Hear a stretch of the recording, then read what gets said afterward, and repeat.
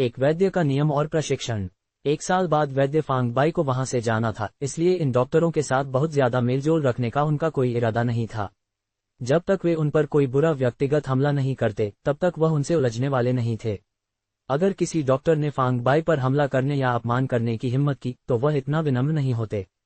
भले ही वह दिल्ली अस्पताल के अध्यक्ष भी होते, फांग बाई उन्हें इस हद तक पीटते कि वे जमीन पर अपने दांत ढूंढ रहे होते। इसके बाद फांग बाई का जीवन और भी नियमित हो गया। वह हर दिन जल्दी उठकर पहाड़ों में अपनी साधना करते, सुबह दिल्ली अस्पताल में इंटर्नशिप करते, भोजन के बाद दिल्ली शहर में टहलते, दोपहर में अस्पताल में अपनी इंटर्नशिप जारी रखते और रात के खाने के बाद अपने किराए के घर में आराम करने के लिए लौट आते। अस्पताल में फांग बाई कभी कभी सुजाता से मिलते और वे अपनी इंटर्नशिप के अनुभवों को साझा करते। उस शाम काम के बाद जब मर्मभेदन और मालिश कक्ष खाली था और सभी चले गए थे तो फांग बाई वहीं रुके थे। वह दरवाजा बंद करने ही वाले थे कि अचानक सुजाता आ गईं, इसलिए वे दोनों कमरे में घुस गए और थोड़ी देर बात की। जब सुजाता ने फांग बाई से सुना कि मर्मभेदन और मालिश कक्ष में कुछ डॉक्टर उनके प्रति असंतोष पाल रहे हैं तो वह हल्के से हंसी और बोली, अगर आपसे दूसरे लोग ईर्ष्या नहीं करते तो आप साधारण हैं। वे आपके बारे में जितना अधिक इस तरह की बातें करते हैं उतना ही यह आपकी उत्कृष्टता को साबित करता है। तुम्हारी बातें तो सच लगती हैं। खैर, तो फिर ईर्ष्या को और भी जोरदार आने दो। हमारे सुराना परिवार का दिल्ली अस्पताल के साथ कई वर्षों से सहयोग है और मेरे भाई के यहाँ अध्यक्ष गुप्ता के साथ बहुत अच्छे संबंध हैं, इसलिए चिंता मत करो, जब तुम्हारी इंटर्नशिप खत्म होगी तो वे तुम्हारे लिए चीजें मुश्किल नहीं करेंगे। उनकी हिम्मत कैसे होगी? फांग बाई की निगाहें तेज हो गईं और उन्होंने ठंडी आवाज में कहा, अगर उनमें से किसी ने मुझसे पंगा लेने की हिम्मत की तो मैं ये सुनिश्चित करूंगा कि उन्हें पछताना पड़े। ये मेरे मुट्ठी सिर्फ सब्जियां नहीं चबाते हैं। सुजाता ने फांग बाई को प्रशंसा भरी नजरों से देखा और बोली, मेरे भाई ने जिक्र किया था कि तुम्हारे युद्ध कला कौशल बहुत प्रभावशाली हैं, क्या तुम मुझे सिखाने को तैयार होगे? फांग बाई मुस्कुराए और कहा, तुम्हारे जैसी नाजुक लड़की को जिसके चारों ओर अंगरक्षक हों, युद्ध कला की क्या जरूरत है? सुजाता ने ईमानदारी से कहा, अगर मैं युद्ध कला सीख लेती हूँ और मेरे पास अपनी रक्षा करने की क्षमता होती है तो मुझे परिवार के अंगरक्षकों की हर समय निगरानी की जरूरत नहीं होगी और मैं जहाँ चाहूँ वहाँ खेलने जा सकती हूँ। फांग बाई ने पूछा, तुम्हारे पुराने दीवान सुदेश एक योद्धा हैं, तुम उनसे क्यों नहीं सीखती? सुजाता ने हुंकार भरी, दीवान सुदेश कहते हैं कि मैं साधना के लिए नहीं बनी हूँ, इसलिए वह सिर्फ मेरे भाई को ही सिखाने को तैयार हैं, मुझे नहीं। अचानक फांग बाई ने अपने हाथ बढ़ाए और सुजाता की कोमल कलाइयों को पकड़ा, फिर अपने हाथों को उनकी उंगलियों पर चलाया, उनकी मांसपेशियों को महसूस करते हुए उनके कंधों तक गए और फिर रुक गए। उनके दो बड़े हाथों से सहलाए जाने पर सुजाता को लगा कि उनका शरीर कोमल हो गया है, लगभग ये सोचकर कि वह कोई अंतरंग हरकत करने वाले हैं। उनके दिल में एक हिरण टक्कर मार रहा था, उनकी सांस तेज हो गई थी और उनकी खूबसूरत आंखें शर्मीले आकर्षण से भरी थीं। फांग बाई ने देखा कि सुजाता उत्तेजित हैं। अगर वह चाहते तो शायद इस क्षण का फायदा उठा सकते थे। सुजाता एक संपूर्ण सुंदरता थी और उनके संबंध अच्छे थे, लेकिन फांग बाई ने अपनी दिव्य दृष्टि से जान लिया था कि सुजाता में साधना के लिए काष्ठ आध्यात्मिक जड़ मौजूद है। जन्मजात अवस्था को भेदने से पहले उनकी पवित्रता को भंग करना उनकी भविष्य की साधना को बर्बाद कर देता। इसलिए फांग बाई ने खुद को रोका, एक गहरी सांस ली और कहा, सुजाता, मेरे पास एक अच्छी खबर और एक बुरी खबर है, कौन सी सुनोगी? सुजाता ने कहा, पहले बुरी खबर सुनते हैं। फांग बाई ने कहा, बुरी खबर यह है, दीवान सुदेश सही थे, तुम वास्तव में युद्ध कला के लिए उपयुक्त नहीं हो। थोड़ा उदास होकर सुजाता ने पूछा, और अच्छी खबर? अच्छी खबर यह है, चूंकि दीवान सुदेश तुम्हें युद्ध कला सिखाने से मना करते हैं, मैंने तुम्हें सिखाने का फैसला किया है। लेकिन मेरी 2 शर्तें हैं। फांग बाई ने कहा, पहला, तुम बीच में शिकायत करके छोड़ नहीं सकती। दूसरा, जो तकनीकें तुम मुझसे सीखोगी उन्हें मेरी अनुमति के बिना किसी और को नहीं दी जा सकती। सुजाता ने जोर से सिर हिलाया। फांग बाई ने मुस्कुराकर कहा, तुम जो मैं तुम्हें सिखाऊंगा उसे साधना मान सकती हो। एक बार जब तुम्हें मजबूत पकड़ मिल जाती है तो ये सिर्फ युद्ध कला से कहीं ज्यादा भयानक होता है। उन्होंने अपनी जेब से ₹1 का सिक्का निकाला और अपनी मुट्ठी में भींचकर उसे गोलाकार आकृति में बदल दिया। अद्भुत! सुजाता की आंखें आश्चर्य से भर गईं। अगर तुम मेरी शिक्षाओं का पालन करती हो तो एक दिन तुम इसे आसानी से कर पाओगी, फांग बाई ने कहा। हम कब सीखना शुरू कर सकते हैं? सुजाता की आंखें उत्साह से चमक उठीं। कल दोपहर को, काम के बाद, मुझे यहीं मिलना। इसके बाद सुजाता को उनके दीवान सुदेश का फोन आया और वह फांग बाई को अलविदा कहकर चली गईं। दिल्ली की आपातकालीन स्थिति। अस्पताल के बाहर कई एम्बुलेंस आपातकालीन कक्ष में तेजी से भाग रहे थे, जिसके पीछे कई विलासितापूर्ण कारें थीं। फांग बाई समझ गए कि एक सामूहिक दुर्घटना हुई है। एम्बुलेंस के रुकने पर आपातकालीन कक्ष के निदेशक रमेश ने फांग बाई को देखकर मदद के लिए पुकारा। फांग बाई, इधर आओ और हमारी मदद करो। फांग बाई ने मानवीय करुणा के कारण मदद करने का फैसला किया। उन्होंने एक स्ट्रेचर को आपातकालीन कक्ष में ले जाने में मदद की। स्ट्रेचर पर एक गंभीर रूप से घायल युवा व्यक्ति लेटा था, जिसके कई पसलियां टूटी थीं और आंतरिक रक्तस्राव था। उसके पीछे पीछे आए परिवार के सदस्यों में एक महिला, श्रीमती आरती, फूट फूट कर रो रही थीं। जल्दी करो और मेरे बेटे को बचाओ। निदेशक रमेश ने उन्हें शांत करते हुए कहा, डॉक्टर शर्मा और अन्य के आने का इंतजार करना होगा। तभी दिल्ली अस्पताल के अध्यक्ष गुप्ता और कई प्रसिद्ध डॉक्टर दौड़ते हुए आए। उनके पीछे काले कपड़ों में अंगरक्षकों के साथ एक और शक्तिशाली व्यक्ति, उप स्वास्थ्य मंत्री लुप्त सिंह, कमरे में आए। घायल युवक उनका बेटा अजय सिंह था। उप मंत्री लुप्त सिंह का चेहरा शांत था, लेकिन उनकी आंखें बेटे की हालत देखकर लाल हो गईं। अजय को कितनी बुरी चोटें हैं? क्या उसे बचाया जा सकता है? अध्यक्ष गुप्ता ने तुरंत डॉक्टर शर्मा को इलाज शुरू करने का आदेश दिया, ये जानते हुए कि मंत्री लुप्त सिंह का प्रभाव पूरे देश में कितना था। श्रीमती आरती अपने पति लुप्त सिंह के गले लगकर रोने लगीं। 2 साल पहले वे अपना बड़ा बेटा खो चुके थे। अगर अब अजय को कुछ होता तो यह उनके लिए असहनीय होगा। डॉक्टर शर्मा ने जांच के बाद कहा, मंत्री जी, आपके बेटे की एक पसली ने उसके फेफड़े को छेद दिया है, जिससे गंभीर रक्तस्राव है। ऑपरेशन की सफलता की संभावना केवल 20 से 30% है। लुप्त सिंह ने पूछा, अगर मैं 4 राष्ट्रीय वैद्यों में से किसी एक को ला सकूं तो? डॉक्टर शर्मा ने कहा, उनके दिव्य कौशल से वह ठीक हो सकते हैं, लेकिन अगर वे 20 मिनट के भीतर नहीं पहुंच सकते तो उन्हें बचाना असंभव होगा। लुप्त सिंह ने बाहर जाकर फोन कॉल किया, लेकिन निराश होकर लौटे। 4 राष्ट्रीय वैद्य इस समय दिल्ली में नहीं हैं। कम से कम 2 घंटे लगेंगे। तभी एक सुंदर आकृति, रूपाली, भीड़ को धकेलती हुई आई। फांग बाई उन्हें देखकर चौंक गए। चाचा लुप्त, चाची आरती, अजय कैसा है? रूपाली ने लुप्त सिंह से पूछा, फिर फांग बाई की ओर मुड़कर उनसे विनती की, मैं जानती हूं कि तुम्हारा चिकित्सा कौशल शानदार है, क्या तुम अजय को ठीक कर सकते हो? फांग बाई ने पूछा, घायल के साथ तुम्हारा क्या संबंध है? रूपाली ने दर्द से कहा, वह मेरे दिवंगत प्रेमी अमर का भाई है। मैंने अपने प्रेमी को खो दिया है, मैं नहीं चाहती कि ये लोग अपना दूसरा बेटा भी खो दें। लुप्त सिंह ने फांग बाई को पहचानने की कोशिश की। रूपाली ने जोर देकर कहा, चाचा लुप्त, इनका नाम फांग बाई है। आपको जोंगजोऊ के सुराना परिवार की सुजाता याद है? उसे घातक मस्तिष्क ट्यूमर था, जिसे सभी डॉक्टर और यहां तक कि एक राष्ट्रीय वैद्य भी ठीक नहीं कर पाए। फांग बाई ने उसे पूरी तरह से ठीक कर दिया। रूपाली के शब्दों ने पूरे कमरे को हिला दिया। निदेशक रमेश ने अविश्वास से कहा, मंत्री जी, फांग बाई हमारे भारतीय चिकित्सा विभाग में इंटर्न है। घातक मस्तिष्क ट्यूमर को ठीक करना असंभव है। लुप्त सिंह ने फांग बाई से पूछा, वैद्य फांग, तुमने अपना चिकित्सा कौशल कहाँ सीखा? फांग बाई ने जवाब दिया, हाँ, मैंने एक असाधारण व्यक्ति से यह कौशल सीखा है। सुजाता के ट्यूमर को मैं इसीलिए ठीक कर पाया। रूपाली ने आगे कहा, चाचा लुप्त, राष्ट्रीय वैद्य शिवानंद एक बार फांग बाई को शिष्य बनाना चाहते थे, लेकिन फांग बाई ने मना कर दिया। मेरे पिता भी यह जानते हैं। ये सुनकर लुप्त सिंह हैरान रह गए। शिवानंद की चिकित्सा कौशल चमत्कारिक थी और उन्हें ठुकराना अविश्वसनीय था। श्रीमती आरती ने रोते हुए फांग बाई के सामने हाथ जोड़े, वैद्य फांग, मैं आपसे विनती करती हूँ कि हमारे अजय को बचाएं। फांग बाई ने उन्हें सहारा दिया और एक अजीब मुस्कान के साथ रूपाली की ओर देखा, ठीक है अधिकारी रूपाली, के लिए मैं एक कोशिश करूंगा। हालांकि टूटी हड्डी को ठीक होने में समय लगता है, मैं तुरंत पूर्ण रिकवरी का आश्वासन नहीं दे सकता।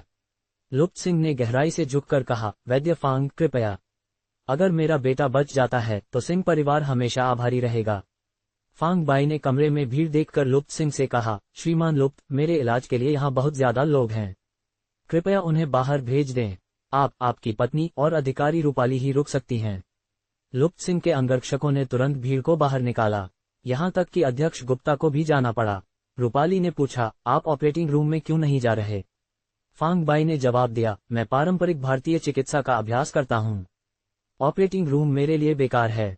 उन्होंने श्रीमती आरती से अजय के कपड़े हटाने के लिए कहा, घावों को न छूने की चेतावनी दी।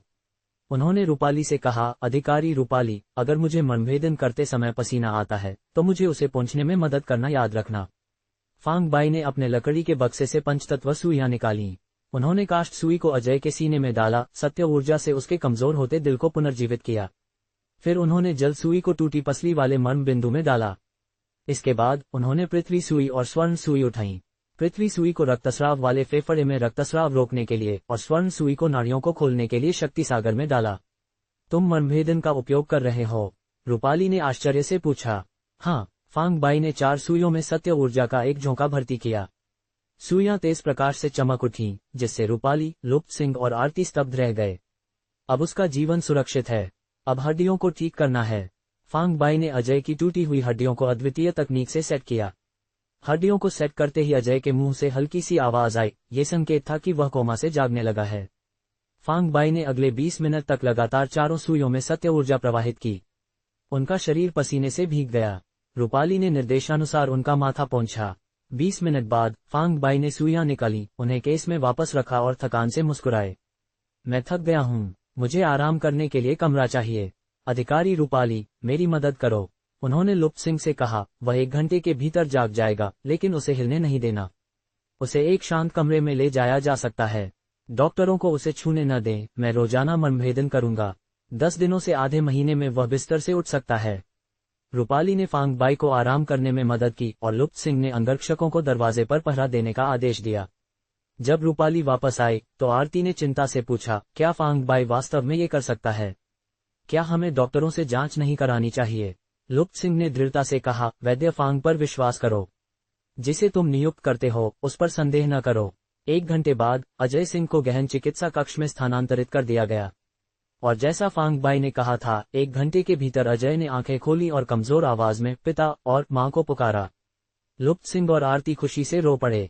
दिल्ली अस्पताल के डॉक्टर हैरान रह गए, लेकिन लुप्त सिंह ने फांग बाई के निर्देशों का पालन करते हुए अंगरक्षकों से उन्हें अंदर जाने से रोक दिया। फांग बाई ने जो चमत्कार किया था, उसके बाद लुप्त सिंह को पूरा विश्वास हो गया था कि उनका बेटा जल्द ही ठीक हो जाएगा। प्रतिष्ठा और ईर्ष्या का नया दौर। रूपाली के आमतौर पर शांत चेहरे पर भी मुस्कान की एक दुर्लभ झलक थी, क्योंकि अजय सिंह ठीक उसी समय सीमा के भीतर जाग गया था जिसका उल्लेख फांग बाई ने किया था, जो कि वह परिणाम था जिसकी वह सबसे अधिक आशा कर रही थी। इस समय आपातकालीन कक्ष के निदेशक रमेश गर्म तवे पर चींटी की तरह चिंतित थे और काम में उनका मन नहीं लग रहा था। अपने कार्यालय में रहकर इस संकट से कैसे बचना है, इस पर विचार कर रहे थे। बहुत सोचने के बाद उन्होंने साहस जुटाने और फांग बाई की दया की गुहार लगाने का फैसला किया, लेकिन फांग बाई जिस कमरे में आराम कर रहे थे, वहां पहुंचने पर उन्हें 2 अंगरक्षकों ने रोक दिया, जो चाहे कुछ भी हो उन्हें अंदर नहीं जाने दे रहे थे। अगली सुबह मुश्किल से सोए हुए आपातकालीन कक्ष के परेशान निदेशक रमेश को अस्पताल के रसद विभाग में एक तुच्छ पद पर तबादला कर दिया गया। हालांकि इस समय किसी ने भी रमेश के भाग्य पर कोई ध्यान नहीं दिया, क्योंकि पूरे अस्पताल का ध्यान फांग बाई पर केंद्रित था। सिंह परिवार के साथ मेलजोल। एक रात के आराम के बाद फांग बाई सुबह के सूरज के साथ तरोताजा और ऊर्जावान होकर बीमारी के कमरे से बाहर निकले। जब वह अजय सिंह की गहन चिकित्सा इकाई में पहुंचे तो उन्होंने रूपाली को लुप्त सिंह और उनकी पत्नी आरती के साथ धीरे धीरे बात करते हुए पाया। वे तीनों थके हुए लग रहे थे। स्पष्ट रूप से उन्होंने पूरी रात कम आराम किया था। फांग बाई के कान थोड़े झुके। उन्हें पता चला कि गहन चिकित्सा इकाई के अंदर अजय सिंह अभी भी सो रहा था। उसकी धड़कन मजबूत थी और उसकी सांस स्थिर, जो पूरी रात एक अच्छी रिकवरी का संकेत था। फांग बाई, तुम उठ गए। वैद्य फांग, नमस्ते। रूपाली, लुप्त सिंह और उनकी पत्नी आरती ने बात करना बंद कर दिया और फांग बाई को आते देखकर उनके पास आए। फांग बाई ने रूपाली को सिर हिलाया, लुप्त सिंह और उनकी पत्नी आरती के साथ हाथ मिलाया, शिष्टाचार का आदान प्रदान किया और सहज रूप से पूछा, युवा अजय अब कैसा है? वह कल रात एक बार जागा था, ज्यादा नहीं बोला और फिर वापस सो गया। वह अभी तक नहीं जागा है। आरती ने जल्दी से जवाब दिया। उनकी निगाहें फांग बाई को देखते हुए कृतज्ञता से भरी हुई थीं। कल रात अपने छोटे बेटे की चोटों में व्यस्त आरती, हालांकि उन्होंने फांग बाई की अपने दिवंगत बड़े बेटे के साथ मजबूत समानता देखी थी, उन्होंने उन्हें बारीकी से नहीं देखा था। अब फांग बाई को फिर से देखकर उन्हें एहसास हुआ कि वह और उनका बड़ा बेटा जुड़वा हो सकते थे। अपने दिवंगत बेटे अमर के जीवन को याद करते हुए आरती की आंखों में आंसू आने लगे और उनकी अभिव्यक्ति अनजाने में स्नेह के साथ कोमल हो गई। फांग बाई जानते थे कि वह आरती के दिवंगत बेटे से बहुत मिलते जुलते थे। उनकी अजीब अभिव्यक्ति और निगाह देखकर वह जानते थे कि वह अपने प्रेम की भावनाओं को स्थानांतरित कर रही थी और उन्हें देखकर मुस्कुराए। जब आरती ने उनकी मुस्कान देखी तो उन्हें लगा कि वह अपने बड़े बेटे से और भी अधिक मिलते जुलते हैं और फांग बाई के साथ एक अव्याख्येय निकटता की भावना विकसित हुई। उन्होंने पूछा, मैंने रूपाली से सुना कि तुम जोंगजोऊ से हो। तुम्हारा परिवार क्या करता है? श्रीमती आरती, तुम रूपाली के दोस्त हो और वह मुझे चाची कहती है। तुम भी मुझे वही बुला सकते हो। आरती के शब्दों ने तुरंत दोनों के बीच की दूरी कम कर दी। ज्यादा औपचारिक न होते हुए फांग बाई ने उन्हें आरती चाची पुकारा और कहा, घर पर मेरे माता पिता और एक बड़ी बहन है। आरती ने कहा, तुमने एक बार रूपाली की जान बचाई और अब तुमने अजय को बचाया है। तुम रूपाली और सिंह दोनों परिवारों के लिए एक उपकारी हो। अजय को दोस्त बनाना बहुत पसंद है। एक बार जब वह ठीक हो जाता है तो तुम्हें संपर्क में रहना चाहिए। मुझे यकीन है कि तुम अच्छे दोस्त बन सकते हो। फांग बाई ने सिर हिलाया और सहमत हुए। रूपाली ने कहा, फांग बाई, हम दोस्त हैं, है ना? तुमने मुझे क्यों नहीं बताया कि तुम्हारे परिवार ने एक पारंपरिक चिकित्सा क्लिनिक खोला है? अन्यथा मैं तुम्हारे उद्घाटन समारोह में शामिल होने और तुम्हें एक बधाई उपहार लाने के लिए समय निकालती। उनके स्वर में शिकायत का एक संकेत था, कुछ ऐसा जो उन्होंने खुद नहीं समझा, लेकिन दूसरे इसे स्पष्ट रूप से सुन सकते थे। आरती और उनके पति लुप्त सिंह ने एक दूसरे को देखा, उनकी अभिव्यक्ति कुछ अजीब थी। फांग बाई ने अपना सिर खुजलाया और कहा, हमारा परिवार एक पारंपरिक भारतीय चिकित्सा क्लिनिक बहुत विवेक से चलाता है, तुम्हें इसके बारे में कैसे पता चला? रूपाली ने अपने मोटे, नाजुक होंठ सिकोड़ लिए और कहा, पुनर्जीवन हॉल के अग्रवाल परिवार के मुखिया विनय अग्रवाल और सुराना परिवार के उत्तराधिकारी सुमित सुराना दोनों ने व्यक्तिगत रूप से बधाई देने के लिए गए। क्या ये तुम्हें कम महत्वपूर्ण लगता है? अब जोंगजोऊ शहर में व्यवहारिक रूप से हर कोई तुम्हारे फांग पारंपरिक चिकित्सा क्लिनिक के बारे में जानता है। मैं इसे देखने के लिए एक विशेष यात्रा भी कर चुकी हूँ। और तुम्हें हमारा क्लिनिक कैसा लगा?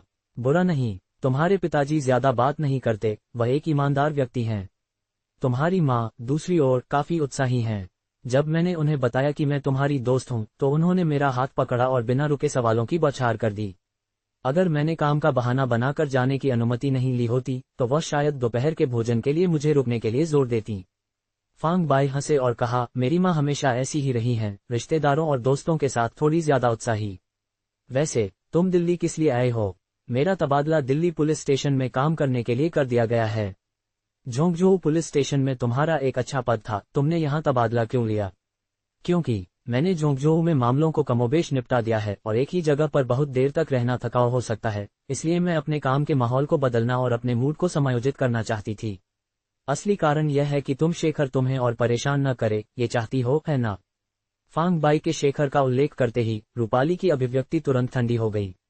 लुप्त सिंह शेखर के बारे में जानते थे और बीच में टोकते हुए कहा, रूपाली, तुम्हारे माता पिता ने पिछली बार उल्लेख किया था कि तुम्हारा उस शेट्टी परिवार के बच्चे के साथ मेलजोल था। वह कैसे प्रगति हुई है?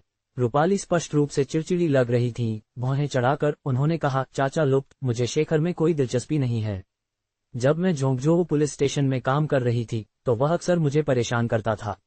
अगर ये तथ्य नहीं होता कि हमारे परिवार पीढ़ियों से दोस्त रहे हैं, तो मैंने उसे बहुत पहले पीट दिया होता। मुझे लगता है कि शेट्टी परिवार का बच्चा बुरा नहीं है।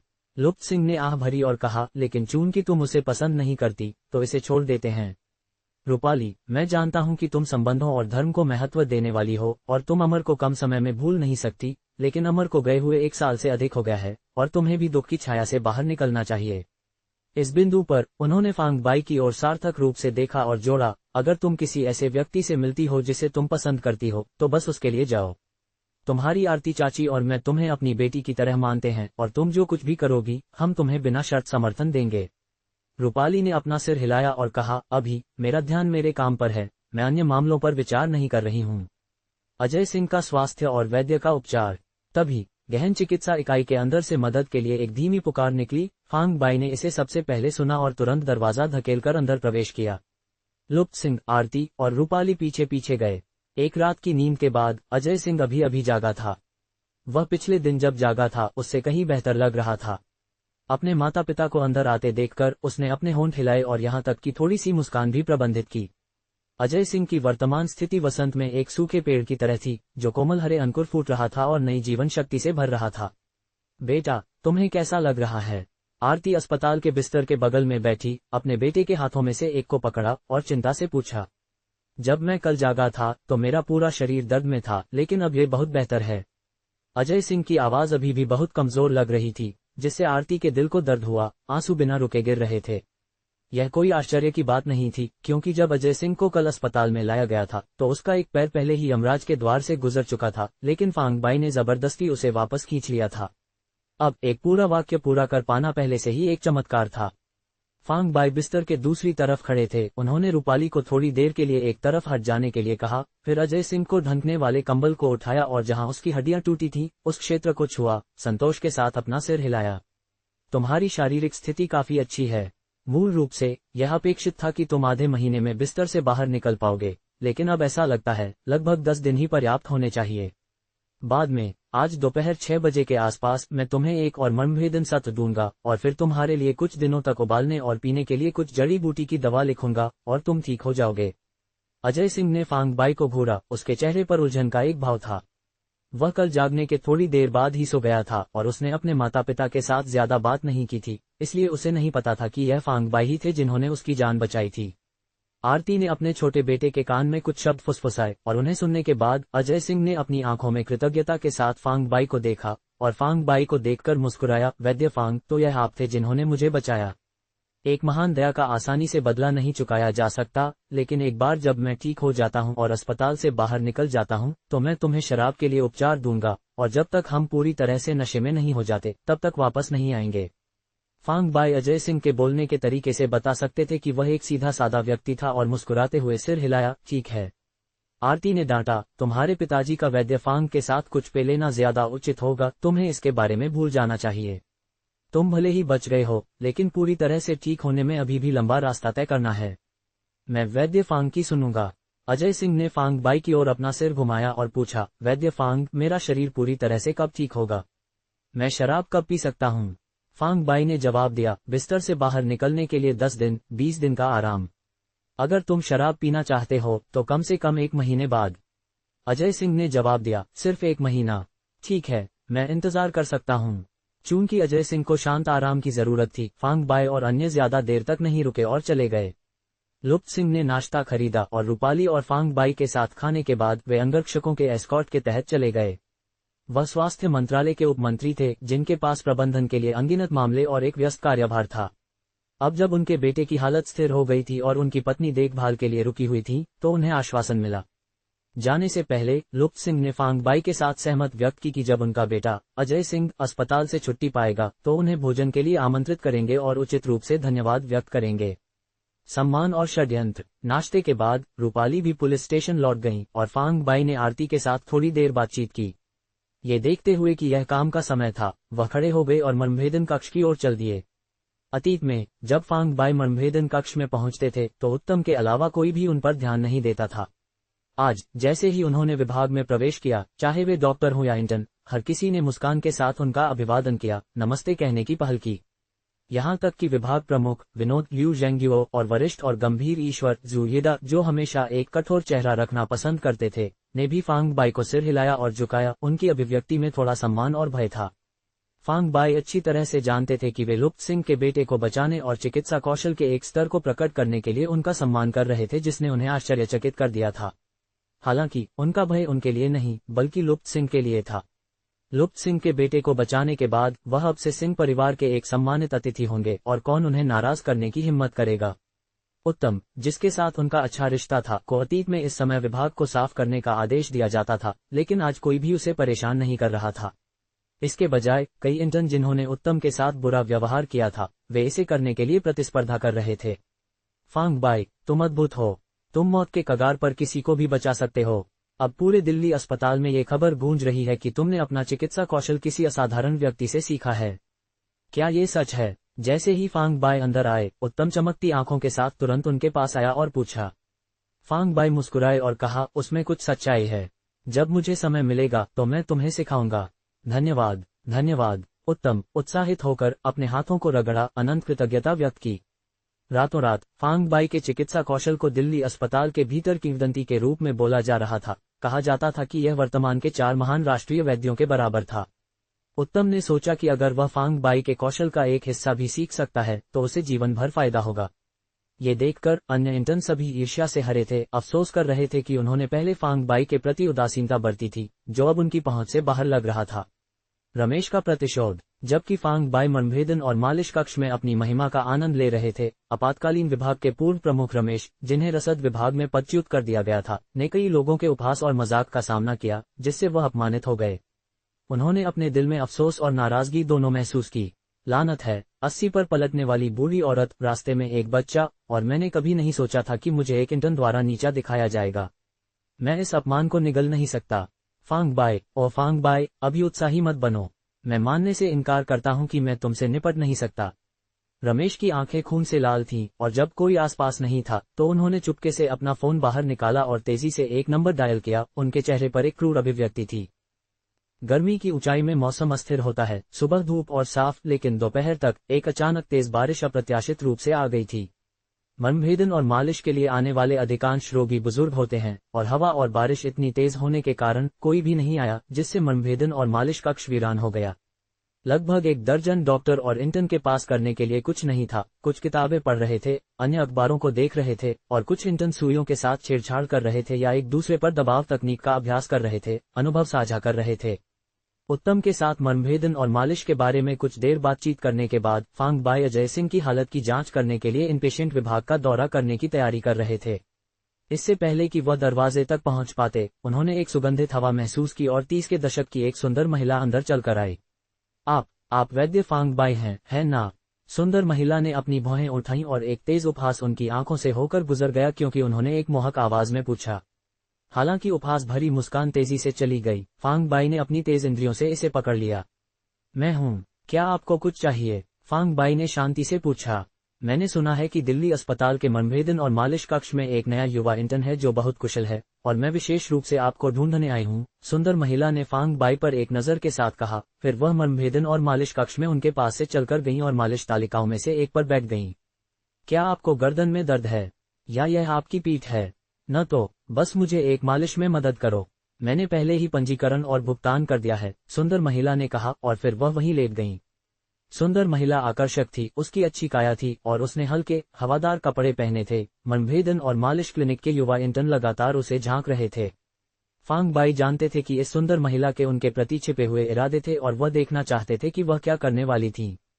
तो वह हाथ धोने गए, मालिश मेज के किनारे पर लौटे और दबाव और मालिश शुरू करने के लिए अपने हाथ उनकी कमर पर रखे।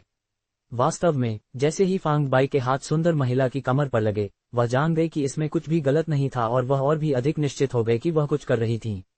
मालिश के दौरान सुंदर महिला कभी कभार अपनी कमर को मोड़ती थी और अपनी नाक से हमिंग आवाजें निकालती रहती थी, जैसे कि फांग बाई की मालिश उन्हें बेहद आरामदायक महसूस करा रही थी। वैद्य फांग, मैं आपसे कुछ पूछना चाहती हूँ। एक क्षण बाद सुंदर महिला अचानक बैठ गई, अपनी आंखें फांग बाई पर स्थिर की और एक धीमी आवाज में बोली, आगे बढ़ो, मैंने सुना है कि मर्मभेदन यहाँ बढ़ा सकता है। क्या ये सच है या झूठ? सुंदर महिला ने अपने सीने की ओर इशारा किया।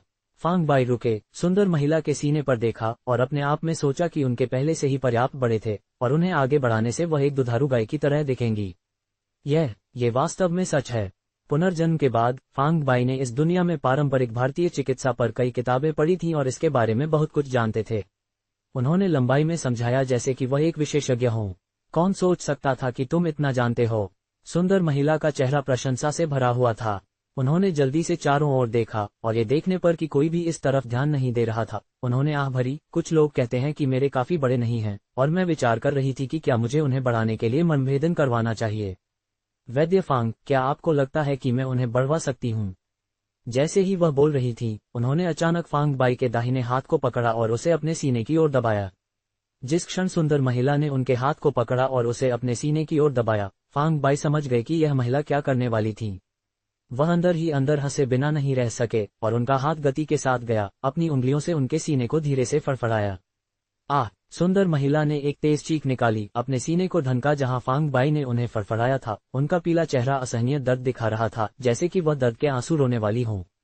उनकी चीख एक संकेत की तरह लगी और जैसे ही यह सुनाई दी, मर्मभेदन और मालिश कक्ष का आधा खुला दरवाजा ताक से खुल गया। काली शर्ट में एक युवक, लंबा और बलवान, एक बवंडर की तरह अंदर आया। फांग बाई के पास दौड़ा और स्थिति का एक स्पष्ट दृश्य देखे बिना गड़गड़ाहट की तरह गर्जा, तुम छोटे बदमाश! तुमने मेरी पत्नी का फायदा उठाने की हिम्मत कैसे की? मैं तुम्हें पीट पीट कर मार डालूंगा। अपने गुस्से भरे दहाड़ के बीच उसने अपनी मुट्ठी घुमाई और एक भारी मुक्का सीधे फांग बाई के चेहरे पर दे मारा। हालांकि युवक सिर्फ आकार और ताकत वाला एक साधारण व्यक्ति था, फांग बाई, एक योद्धा, निश्चित रूप से उसे सफल नहीं होने देंगे। दूर हट जाओ! एक हल्की गुर्राहट के साथ फांग बाई ने अपना दाहिना हाथ उठाया और युवक ने जो हाथ उन पर पकड़ा था, उसे झटका दिया। युवक ने एक अजीब ताक महसूस की जिसने उसे धक्का दिया, जिससे वह नियंत्रण खो बैठा और जमीन पर गिर गया और फिर, वास्तव में, बाहर गलियारे में लुढ़क गया।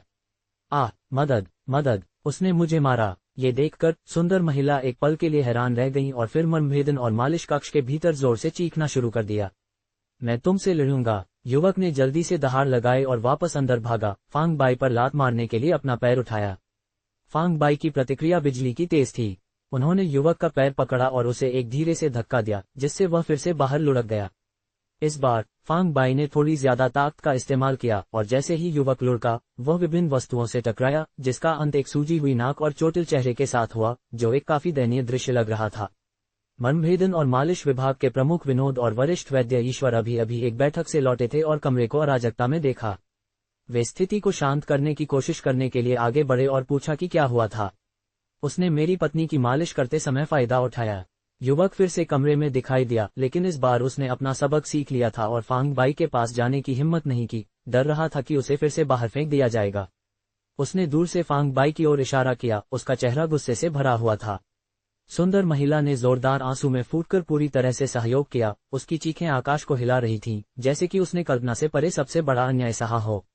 उनके शोरगुल ने आसपास के विभागों के कुछ चिकित्सा कर्मचारियों और रोगियों का ध्यान आकर्षित किया। हर कोई तमाशा देखने के लिए दौड़कर आया और जल्द ही मर्मभेदन और मालिश कक्ष अंदर और बाहर खचाखच भर गया। फांग बाई, क्या वे जो कह रहे हैं वह सच है? क्या तुमने उसका फायदा उठाया? विनोद और ईश्वर ने सुंदर महिला पर देखा और आंशिक रूप से युवक के शब्दों पर विश्वास किया। सुंदर महिला में निश्चित रूप से एक सुंदरता और काया थी जो इच्छा को भड़का सकती थी, और यहाँ तक कि दो बड़े पुरुष भी कुछ हद तक लालच में थे। युवा और जोरदार फांग बाई के लिए ये कितना अधिक होगा?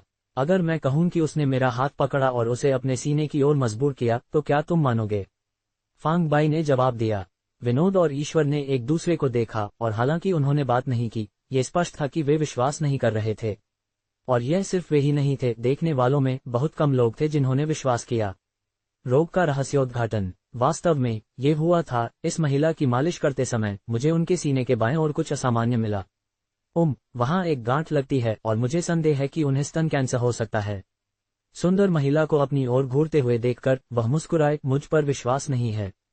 तुम खुद क्यों नहीं महसूस करती हो और देखती हो कि वहां एक कबूतर के अंडे के आकार की एक गांठ है या नहीं? फिर इसे हल्का सा दबाओ और तुम दर्द से पसीना बहाओगी। आगे बढ़ो, कोशिश करो। ये सुनकर सुंदर महिला विरोध नहीं कर सकी और जगह पर हल्का सा दबाया। जैसे ही उसने दबाया, उसने वास्तव में अपने सीने के बाएं ओर एक गांठ पाए और दर्द ऐसा महसूस हुआ जैसे सुइयों से चुभोया जा रहा हो। सुंदर महिला दर्द में चीख उठी और डर से तुरंत ठंडा पसीना बहाने लगी।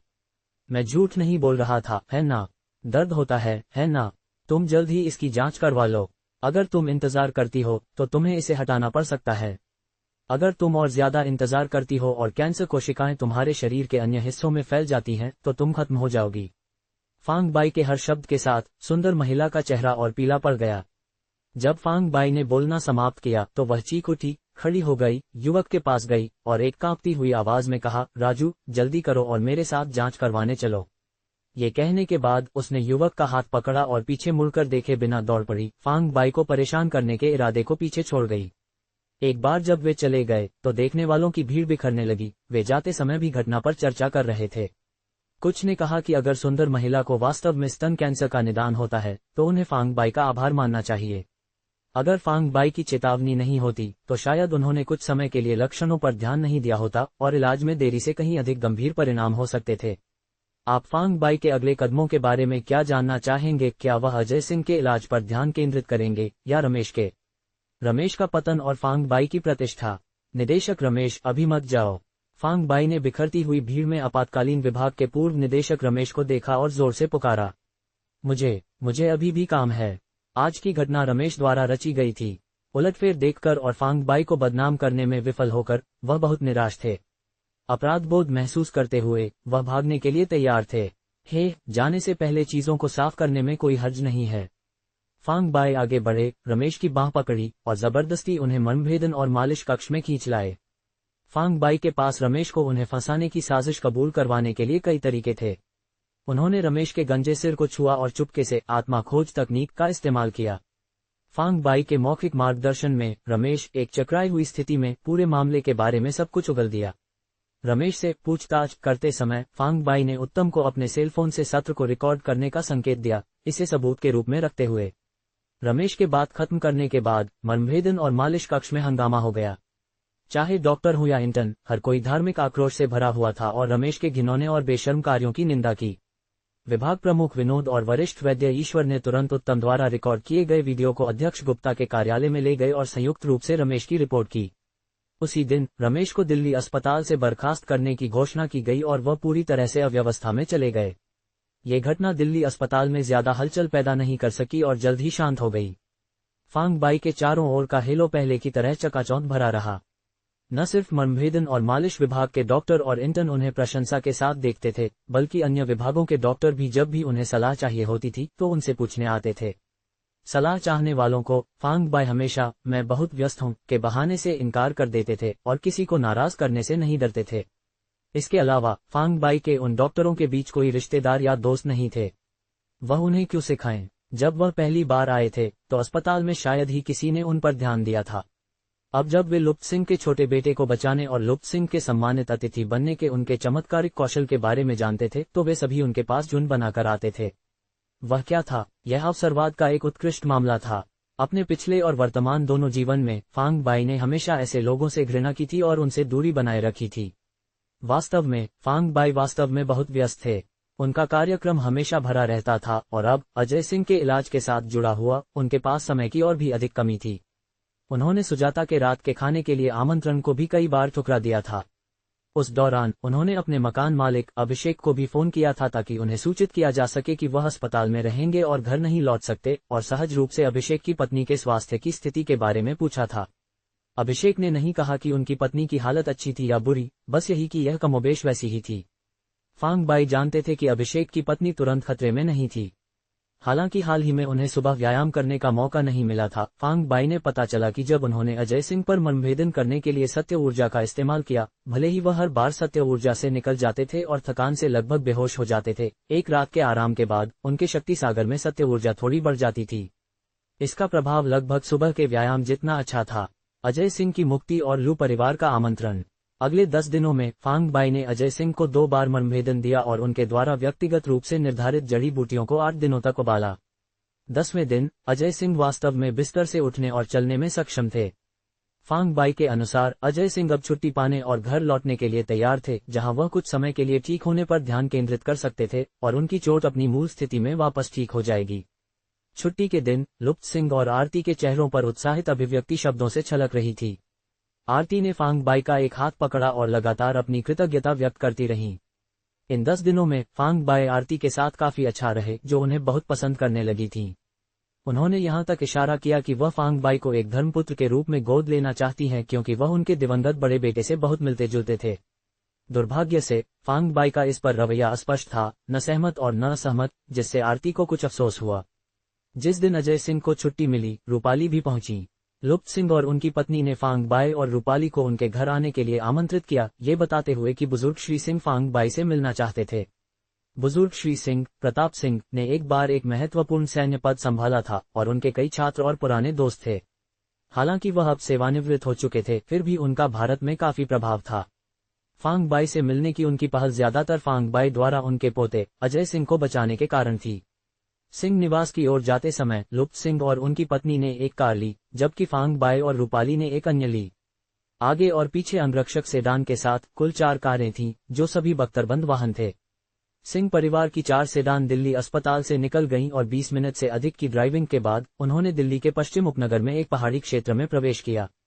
इस पहाड़ी क्षेत्र का भूभाग कोमल था, जिसमें घने वनस्पति और बहता पानी था, एक शांत वातावरण जो अपने शरीर और मन की खेती के लिए आदर्श स्थान था। सेडान एक पहाड़ी सड़क के साथ धीरे धीरे ऊपर चढ़ी, हर कुछ कदमों पर सशस्त्र गार्डों के साथ कम से कम 3 चौकियों से गुजरती हुई। चौकियों पर गार्ड सभी पूरी तरह से सशस्त्र थे, अधिक सैनिक थे जिन्हें आगे बढ़ने की अनुमति देने से पहले भी लुप्त सिंह को अपने पास को निरीक्षण के लिए सौंपना पड़ता था। पहाड़ की चोटी पर पहुंचने पर एक एकांत ऊंची दीवारों वाला परिसर नजर आया। परिसर में गार्डों ने लुप्त सिंह और अन्य की पहचान की जांच की, 4 कारों पर एक गहन सुरक्षा जांच की और फिर उन्हें गुजरने दिया। सिंह निवास पर सुरक्षा और रहस्य। क्या आपको लगता है कि यहाँ की सुरक्षा अत्यधिक सख्त है? रूपाली ने कार के ऊंची दीवारों वाले परिसर में प्रवेश करने के बाद अचानक फांग बाई से पूछा। फांग बाई ने एक गैर प्रतिबद्ध मुस्कान के साथ जवाब दिया।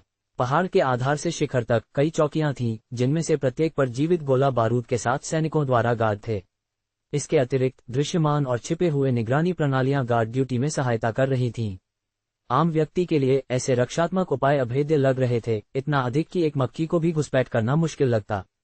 हालांकि फांग बाई के लिए ऐसी कड़ी सुरक्षा के तहत भी वह पहाड़ की चोटी तक पहुंचने के लिए शोषण करने के लिए कुछ कमजोरियां ढूंढ सकते थे, हालांकि इसमें कुछ समय लगेगा। ये देखकर कि फांग बाई शांत रहे, रूपाली ने समझाया, हालांकि बुजुर्ग श्री सिंह सेवानिवृत्त हो गए हैं, सेना में उनका प्रभाव ज्यादा कम नहीं हुआ है।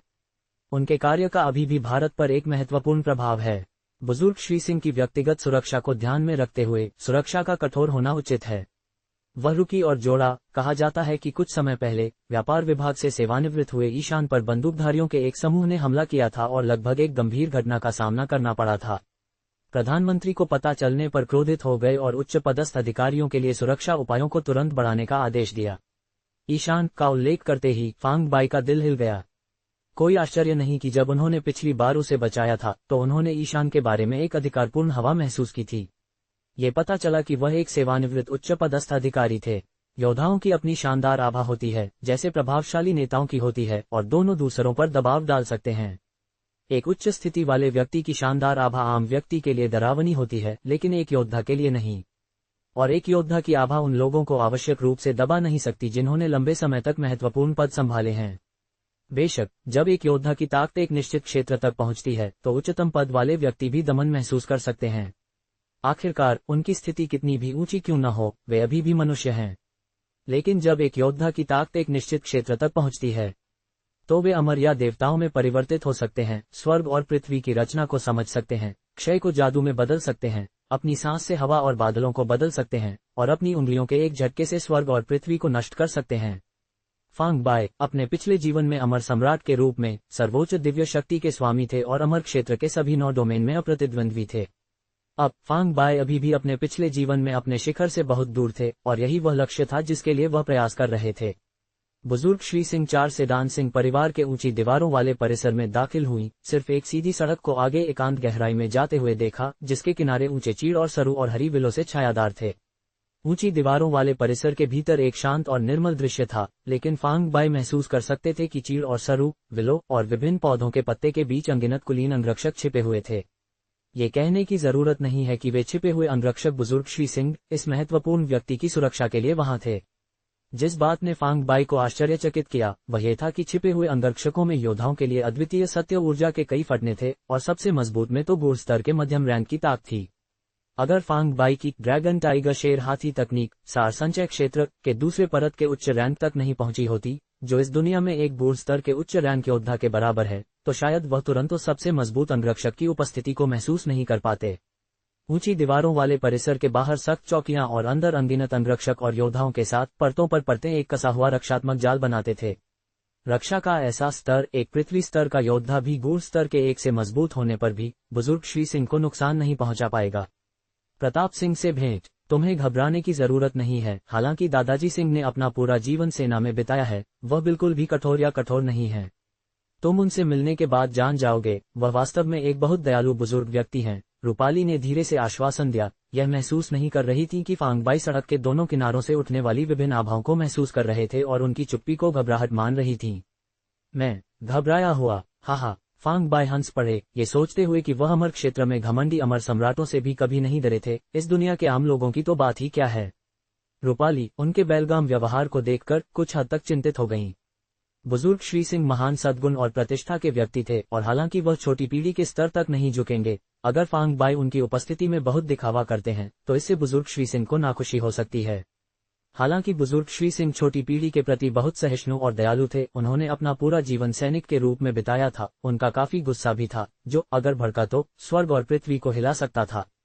फांग बाई, जब तुम बुजुर्ग श्री सिंह से मिलते हो, तुम इतना बेलगाम नहीं हंस सकते। बुजुर्ग श्री सिंह उन युवा लोगों को पसंद करते हैं जो अधिक आरक्षित और आत्मनिरीक्षण वाले होते हैं। रूपाली ने खुद को याद दिलाने से नहीं रोक सकी। जैसे ही वह बोली, उन्होंने सावधानी से फांग बाई की अभिव्यक्ति को देखा। डर था कि उनके शब्द उनके गौरव को नुकसान पहुंचाएंगे। फांग बाई ने रूपाली की ओर मुड़कर देखा और कहा, अधिकारी रूपाली, तुम मुझे अभी तक पूरी तरह से नहीं समझती हो। मैं कृतज्ञता और शिकायतों के बारे में बहुत स्पष्ट हूँ।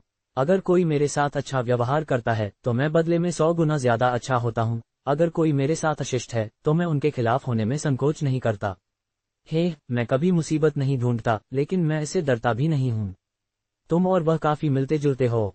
रूपाली फांग बाई को देखते हुए एक बार फिर मोहित हो गईं और धीरे से बोली, क्या तुम अमर का जिक्र कर रही हो? फांग बाई ने रूपाली को विचलित देखा। उनके होंठ एक मीठी खुश मुस्कान में घुमावदार हो गए थे जो उन्होंने पहले कभी नहीं देखी थी, और एक संक्षिप्त विचार के बाद समझ गए कि वह क्या सोच रही थीं। रूपाली ने इनकार नहीं किया, सिर हिलाते हुए कहा, हाँ, तुम और अमर समान दिखते हो और स्वभाव में समानता रखते हो। अगर वह अभी भी यहाँ होता तो तुम दोनों निश्चित रूप से बहुत अच्छे दोस्त बन जाते। फांग बाई ने आह भरी, एक आदमी जो तुम्हें इस तरह मोहित कर सकता है, उसे वास्तव में उत्कृष्ट होना चाहिए। यह अफसोस की बात है कि मुझे कभी उससे मिलने का सौभाग्य नहीं मिला। जैसे ही रूपाली ने अमर का उल्लेख किया, उनके चेहरे पर दुख और याद का एक निशान दिखाई दिया और कार में माहौल भारी हो गया, जिससे उनकी बातचीत करने की इच्छा कम हो गई। सौभाग्य से कार एक प्राचीन आकर्षण वाली इमारत के सामने रुकने में देर नहीं लगी।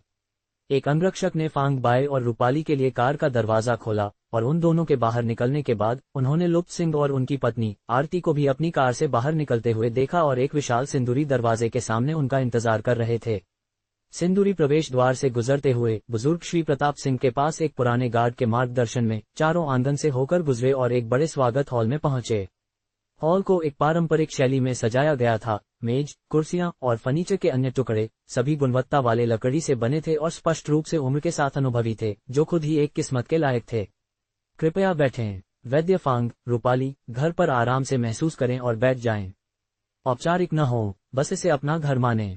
हॉल में पहुंचने पर और अपने पिता को अभी तक दिखाई न देने पर लुप्त सिंह ने फांग बाई और रूपाली को बैठने और बातचीत करने के लिए आमंत्रित करने में खुद को व्यस्त रखा। आरती ने व्यक्तिगत रूप से फांग बाई और रूपाली के लिए चाय का एक कप बनाया और इसे उनके सामने रखा। रूपाली कुछ हद तक संयमित लग रही थी, लेकिन फांग बाई आराम से थे। उनका व्यवहार शांत और बेहतरीन था, जैसे कि शानदार अवसरों के आदी हों। मंत्री लुप्त कमांडर ने अभी अभी पीछे के छोटे बगीचे में एक बॉक्सिंग का सेट का अभ्यास किया और कहा कि वह अपना चेहरा धोने के बाद बाहर आएंगे। उन्होंने आपको मेहमानों का मनोरंजन करने के लिए पहले कहा और उन्हें नजरअंदाज न करने के लिए कहा। प्रताप सिंह के पास पुराने गार्ड ने लुप्त सिंह को हंसते हुए कहा। बुजुर्ग ने अपना पूरा जीवन लड़ाइयां लड़ी हैं और कई चोटें सही हैं। जब वह युवा थे तो उन्हें ज्यादा महसूस नहीं हुआ, लेकिन एक बुजुर्ग के रूप में उनका पूरा शरीर असुविधा में है। खासकर इन पिछले 2 वर्षों में उनका स्वास्थ्य खराब रहा है। हाल ही में उन्होंने बॉक्सिंग तकनीकों का एक सेट अपनाया है जो वे कहते हैं कि अगर रोजाना अभ्यास किया जाता है तो शरीर को मजबूत कर सकता है और जीवन काल को बढ़ा सकता है, इसलिए वह काफी मोहित हो गए हैं। लुप्त सिंह ने आह भरी और फांग बाई और रूपाली से एक शरारती मुस्कान के साथ कहा। उनके स्वर में कुछ लाचारी का संकेत था। स्पष्ट रूप से उन्होंने अपने पिता को उस बॉक्सिंग तकनीक का अभ्यास करने का समर्थन नहीं किया। आरती ने भी आह भरी और कहा, अगर आप मुझसे पूछें तो बुजुर्ग के लिए ताई ची का अभ्यास करना कहीं बेहतर होगा। जो बॉक्सिंग वह अब सीख रहे हैं मुझे बहुत कठोर लगती है। क्या होगा अगर वह अपनी पीठ या कुछ और घायल कर लें? वैसे रूपाली, क्या तुमने भी प्राचीन युद्ध कला नहीं सीखी है? लुप्त सिंह ने अचानक रूपाली की ओर देखा और पूछा, क्या तुमने बुजुर्गों के लिए उपयुक्त कोई कोमल बॉक्सिंग तकनीक सीखी है? अगर हाँ, तो शायद तुम अपने दादाजी सिंह को सिखा सकती हो।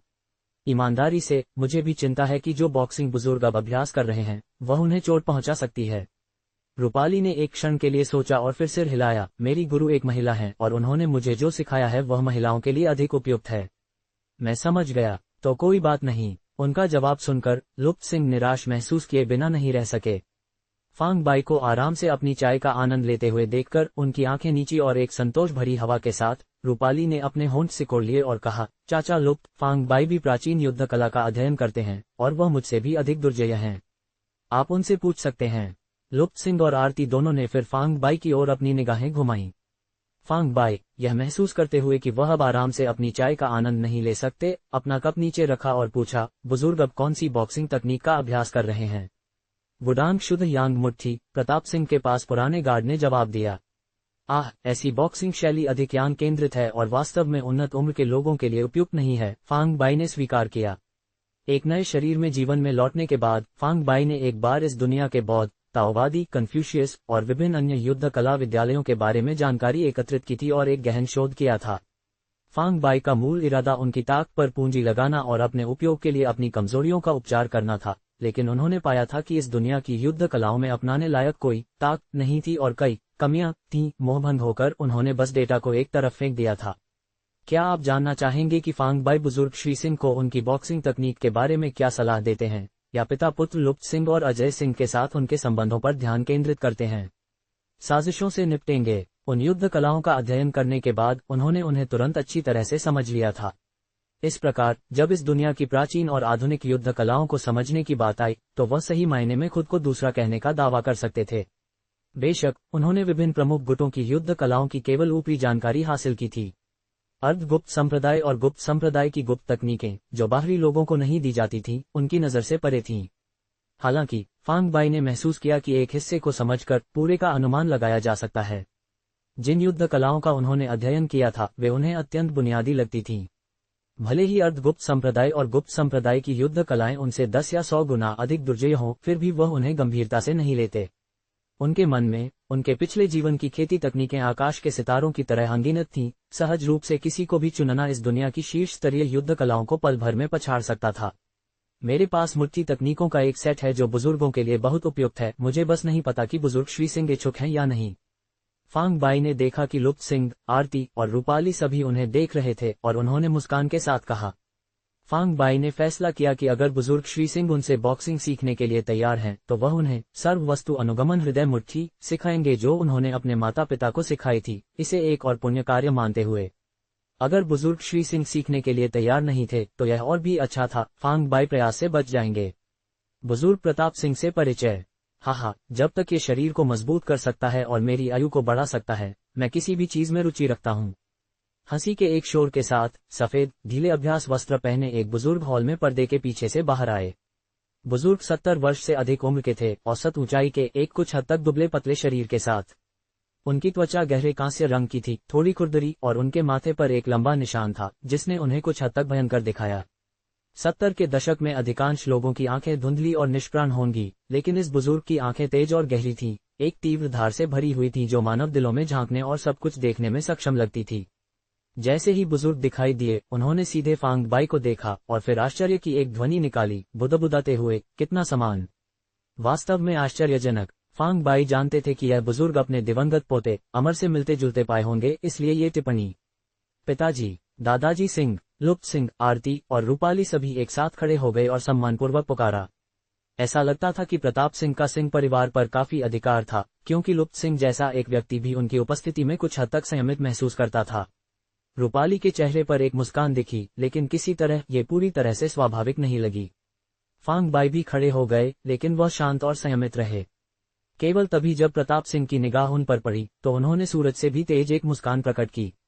प्रताप सिंह ने सबको बैठने का संकेत देने के लिए अपना हाथ हिलाया, फिर अपने सामने चाय की मेज से एक गिलास पानी उठाया और बोलने से पहले एक घूंट लिया। तुम वैद्य फांग होंगे, है ना? मैं इन पिछले कुछ दिनों से तुम्हारा नाम बहुत सुन रहा हूँ। लुप्त ने मुझे बताया कि अगर तुम बचाने के लिए आगे नहीं बढ़ते तो अजय, वह लड़का, नहीं बचता। अजय एक बच्चा है जिसे मैंने बड़ा होते देखा है और तुम्हारी जान बचाने से मुझे बहुत खुशी है। साथ ही मैं पूरे सिंह परिवार की ओर से तुम्हें अपनी कृतज्ञता भी व्यक्त करना चाहता हूं, उन्होंने कहा। फांग बाई थोड़ा मुस्कुराए और न विनम्रता और न अहंकार के साथ कहा, बुजुर्ग बहुत विनम्र हैं। मैं एक चिकित्सक हूं, जीवन बचाना और घायलों को ठीक करना मेरा कर्तव्य है। प्रताप सिंह ने जवाब दिया, कृतज्ञता व्यक्त की जानी चाहिए। सिंह परिवार भावनाओं को महत्व देता है, सम्मान और न्याय को बरकरार रखता है, दुश्मनी का बदला चुकाता है और उपकार का बदला तुरंत चुकाता है। चूंकि तुम एक वैद्य हो, मैं लुप्त से तुम्हें एक चिकित्सा शुल्क दिलाऊंगा। फांग बाई को कुछ कहने ही वाले देखकर प्रताप सिंह ने कहा, तुम्हें ये पैसा लेना होगा, हमें तभी संतोष मिलेगा जब तुम ऐसा करोगे। और यह मत महसूस करना कि पैसा गौण है। यहाँ तक कि वे सम्मानित राष्ट्रीय वैद्य भी रोगियों का इलाज करने के लिए पैसा लेते हैं और वे बहुत अधिक शुल्क लेते हैं। कभी कभी हम बुजुर्ग एक साथ बैठते हैं और बातचीत करते हैं और हम उन्हें लालची कहते हैं। हाँ, वह कुछ बार हंसे और फिर रूपाली की ओर मुड़े, बेटी, मैं कल तुम्हारे पिताजी से मिला था और हमने तुम्हारे बारे में बात की थी। मैंने सुना है कि तुम शेट्टी परिवार के उस युवक से सहमत नहीं हो। क्या हुआ, उसे पसंद नहीं करती? लुप्त सिंह के सामने रूपाली ने शेखर के उल्लेख का खंडन करने की हिम्मत की थी, लेकिन बुजुर्ग श्री सिंह के सामने उसने ऐसा करने की हिम्मत नहीं की। अपने होंठ को काटते हुए उसने कहा, ऐसा नहीं है कि मैं उसे पसंद नहीं करती, यह है कि मैं उससे नफरत करती हूँ। मुझे बताओ, शेट्टी परिवार के उस बच्चे ने क्या किया कि तुम उससे इतनी नफरत करती हो? बुजुर्ग श्री सिंह ने मुस्कान के साथ पूछा। रूपाली ने जवाब दिया, बताने को कुछ नहीं है, नफरत नफरत है, बस उसका नाम सुनकर मुझे चिड़चिड़ापन महसूस होता है। आरती ने मुस्कान के साथ कहा, पिताजी, पुरुषों और महिलाओं के बीच ये चीजें बस वैसी ही होती हैं। कुछ लोगों को पहली नजर में प्यार हो जाता है और कुछ जीवन भर एक दूसरे को पसंद नहीं करते। वास्तव में बताने के लिए बहुत कुछ नहीं है। प्रताप सिंह ने अपनी उंगलियों से अपने विरल बालों को सहलाया, अपना हाथ हिलाते हुए, रहने दो, मैं तुम युवा लोगों के प्रेम संबंधों के बारे में परेशान नहीं होऊंगा। मैंने सुना है कि तुमने दिल्ली पुलिस स्टेशन में काम करने के लिए तबादला लिया। ऐसा क्यों है? ये कुछ नहीं है, मैं बस काम का माहौल बदलना चाहती थी। दिल्ली आना अच्छा है। तुम्हारे दादाजी यहाँ हैं और हम सभी पुराने दोस्त भी हैं, हम सभी तुम्हारा ध्यान रख सकते हैं। वैद्य फांग, तुमने अभी उल्लेख किया कि तुम्हारे पास मुट्ठी तकनीकों का एक सेट है जो बुजुर्गों के लिए अभ्यास करने के लिए बहुत उपयुक्त है। वे क्या हैं? प्रताप सिंह के विचार तेजी से बदल गए। वह एक सेकंड रूपाली के साथ बात कर रहे थे और फिर अचानक विषय को फांग बाई में बदल दिया। सर्व वस्तु अनुगमन हृदय मुट्ठी अभ्यास मैदान पर मुट्ठी कला का प्रदर्शन। सिंह परिवार के स्वागत हॉल के पीछे एक छोटा आंगन है। आंगन में एक टिड्डी के पेड़ के अलावा कुछ नहीं है। पेड़ के नीचे पत्थर की मेजें और स्टूल हैं। पहले यह आंगन एक जगह थी जहां बुजुर्ग श्री सिंह चाय का आनंद लेते थे, शराब पीते थे, किताबें और अखबार पढ़ते थे। अब ये बुजुर्ग श्री सिंह के युद्ध कला का अभ्यास करने का स्थान बन गया है, जिसे आमतौर पर प्रशिक्षण मैदान कहा जाता है। जब से उन्होंने एक योद्धा से वुडांग शुद्ध यांग मुट्ठी सीखी और सुना कि यह तकनीक शरीर को मजबूत कर सकती है, स्वास्थ्य में सुधार कर सकती है और आयु को बढ़ा सकती है, बुजुर्ग श्री सिंह इससे ग्रस्त हो गए। हर सुबह और शाम वह निश्चित रूप से मुट्ठी के इस सेट को करने के लिए कुछ समय निकालते। भले ही मेहमान आए, उन्हें मिलने से पहले उन्हें अभ्यास पूरा होने तक इंतजार करना पड़ता था। बुजुर्ग श्री सिंह शुरुआत में स्वागत हॉल में बैठने और दो युवा लोगों फांग बाई और रूपाली के साथ बातचीत करने की योजना बना रहे थे। हालांकि ये सुनकर कि फांग बाई के पास बुजुर्गों के लिए उपयुक्त एक मुट्ठी तकनीक है, उनकी रुचि बहुत बढ़ गई और उन्होंने उत्सुकता से फांग बाई को अपने प्रशिक्षण मैदान में खींचा। फांग बाई से उन्हें दिखाने के लिए तकनीक का प्रदर्शन करने का अनुरोध किया। फांग बाई बुजुर्ग के उत्साह को देखकर आंगन के केंद्र में कदम रखने, अपनी मुद्रा सेट करने और सर्व वस्तु अनुगमन हृदय मुट्ठी को शुरू से अंत तक करने के अलावा कोई विकल्प नहीं था। क्या ये तुम्हारी सर्व वस्तु अनुगमन हृदय मुट्ठी है? फांग बाई द्वारा मुट्ठी तकनीक के सेट को धीरे धीरे पूरा करने के बाद बुजुर्ग श्री सिंह की रुचि बहुत कम हो गई। निराश दिखते हुए उन्होंने कहा, ये तकनीक बस वैसी ही है जैसी बूढ़े पुरुष और महिलाएं पार्क में अपनी ताइची के साथ करते हैं। यह न सिर्फ अत्यधिक धीमी है, बल्कि यह बिना किसी ओज के निष्प्राण भी है। वैद्य फांग, तुम्हारी तकनीक का क्या उपयोग है? फांग बाई ने बुजुर्ग श्री सिंह को वास्तव में अपनी सर्व वस्तु अनुगमन हृदय मुट्ठी को कम आंकते हुए देखा और नाराज और मनोरंजित दोनों महसूस किए बिना नहीं रह सके। सर्व वस्तु अनुगमन हृदय मुट्ठी फांग बाई के पिछले जीवन में खेती की दुनिया में सबसे सामान्य मुट्ठी तकनीकों में से एक थी। हालांकि इसमें कोई व्यावहारिक मुकाबला अनुप्रयोग नहीं था, ये शरीर को मजबूत करने, स्वास्थ्य में सुधार करने और आयु को बढ़ाने में बहुत प्रभावी थी। इसके अलावा ये सीखने में अविश्वसनीय रूप से सरल थी, इसलिए खेती की दुनिया के आम लोगों में लगभग हर कोई इसका अभ्यास करता था।